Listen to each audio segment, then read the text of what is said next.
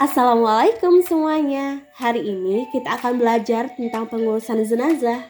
Mari kita simak videonya.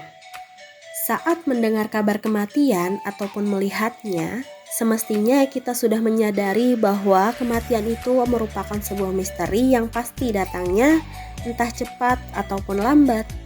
Itulah sebabnya setiap ada kematian hendaknya menjadi pengingat untuk masing-masing dari kita dan bekal apa saja yang sudah kita persiapkan serta seberapa banyak amal soleh yang sudah kita lakukan.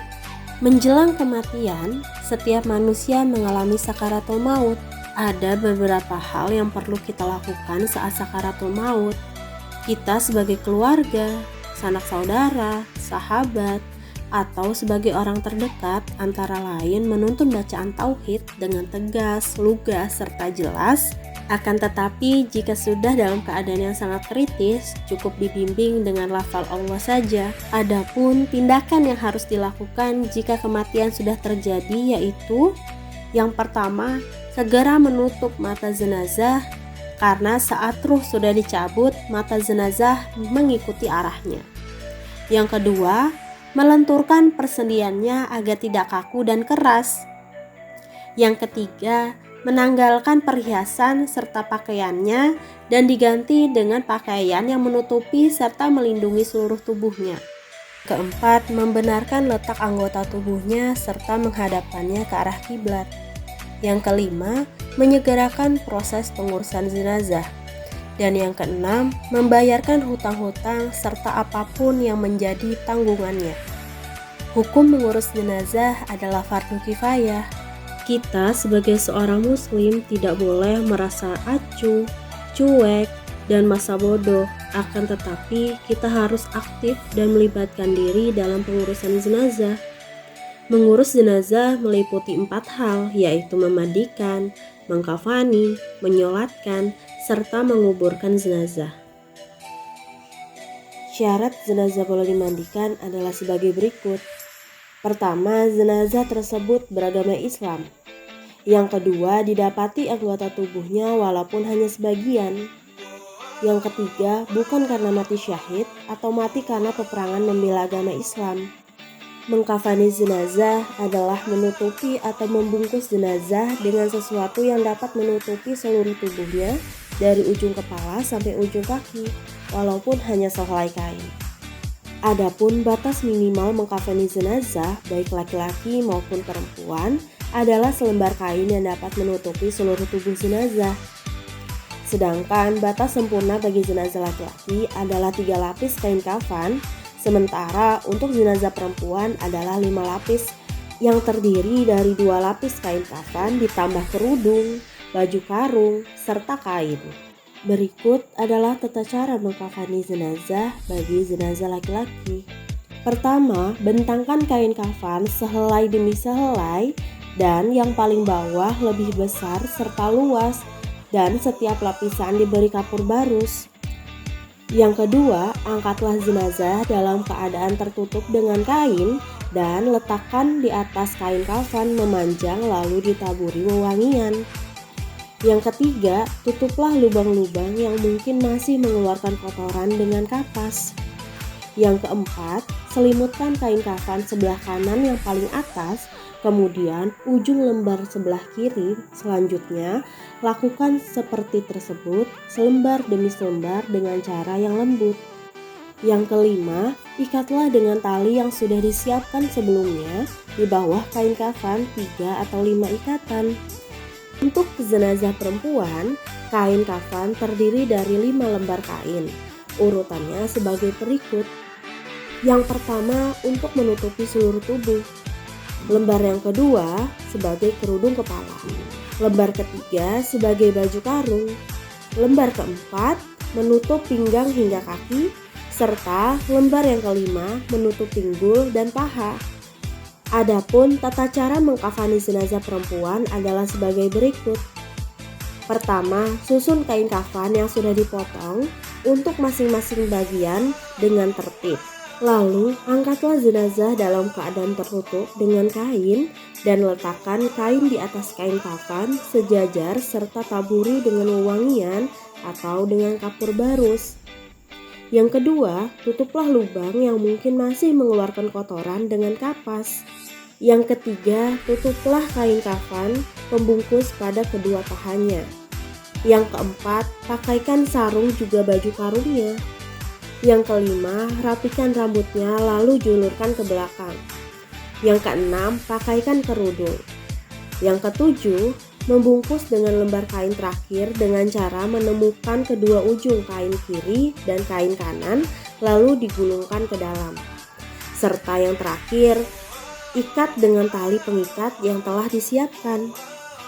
Proses berikutnya dari pengurusan jenazah adalah menyolatkan. Adapun syarat sholat jenazah adalah sebagai berikut. Pertama, syarat sholat jenazah seperti sholat pada umumnya, yakni suci dari hadas besar dan hadas kecil, suci badan dan tempat dari najis, menutup aurat dan menghadap kiblat. Yang kedua, jika jenazah laki-laki, posisi imam berdiri sejajar dengan kepala. Sebaliknya, jika jenazah perempuan, posisi berdiri imam sejajar dengan perut. Yang ketiga, jenazah diletakkan di arah kiblat orang yang menyolatkan, kecuali sholat di atas kubur atau gaib. Adapun tata cara sholat jenazah adalah sebagai berikut. Pertama, berniat dalam hati sholat jenazah, boleh juga dilafalkan bagi yang terbiasa melakukannya. Contoh, niat sholat jenazah bagi jenazah laki-laki adalah Usolli ala hazal maiti arba'at takbiratin fardu kifayati ma'muman lillahi ta'ala. Yang kedua, takbiratul ihram atau takbir pertama, setelah itu membaca surat Al-Fatihah. Yang ketiga, lakukan takbir yang kedua, lanjutkan membaca salawat Nabi Muhammad. Usahakan membaca salawat yang lengkap seperti bacaan sholat pada tahiyat akhir. Yang keempat, lakukan takbir yang ketiga lalu membaca doa kepada jenazah dengan bacaan sebagai berikut untuk jenazah laki-laki. Allahumma ghfir lahu warhamhu wa'afihi wa'fu anhu wa akrim nuzulahu wa wasi' madkhalahu waj'alil jannata mathwahu. Yang kelima, lanjutkan takbir yang keempat yang diiringi doa sebagai berikut untuk jenazah laki-laki. Allahumma la tahrimna azrahu wa la taftina ba'dahu wa ghfir lana walahu. Kemudian yang terakhir diakhiri dengan membaca salam. Tahapan berikutnya dari pengurusan jenazah adalah menguburkan. Adapun urutan penguburan jenazah adalah sebagai berikut. Pertama, jenazah diangkat untuk diletakkan di dalam kubur, lakukan secara perlahan.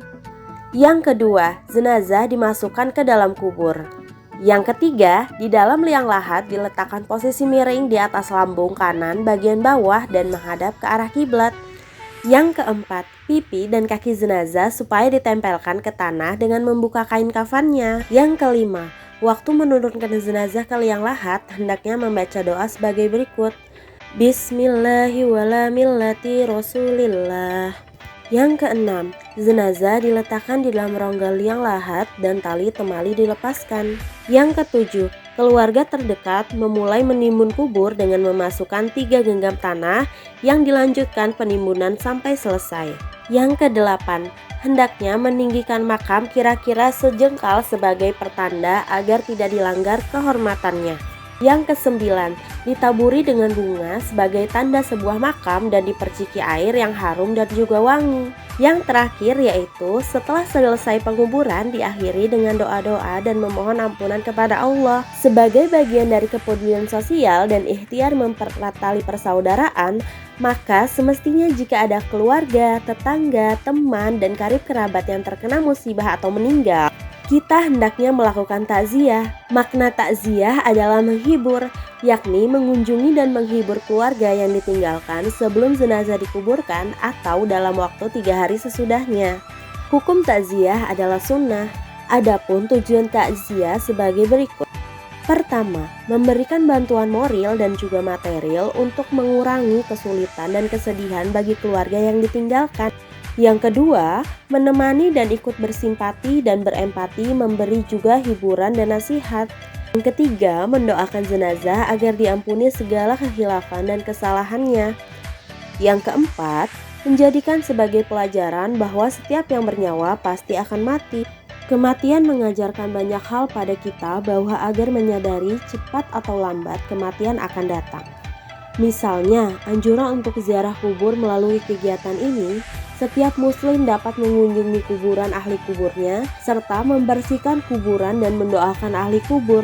Manfaat lain ziarah kubur adalah sebagai berikut. Ingatkan diri sendiri bahwa suatu saat dirinya akan dijemput oleh kematian, melembutkan hati agar tidak sombong dan menolak kebenaran, membiasakan meneteskan air mata karena hidupnya banyak khilaf dan salah, karena setiap manusia akan mempertanggungjawabkan semua perilakunya di akhirat kelak.